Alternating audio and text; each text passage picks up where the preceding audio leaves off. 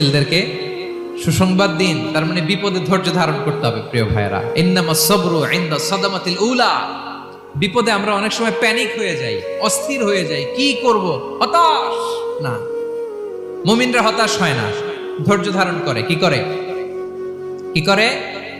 ধৈর্য ধারণ করার শক্তি দাও গো মেহেরবান আমায়, দাও গো মেহেরবান। পড়েন, ধৈর্য ধারণ করার শক্তি দাও গো মেহেরবান আমায়, দাও গো মেহেরবান। সবাই বলুন একসাথে, ধৈর্য ধারণ করার শক্তি দাও গো মেহেরবান আমায়, দাও গো মেহেরবান। বুকের ভেতর ব্যথার নদী বইছে অবিরা, বইছে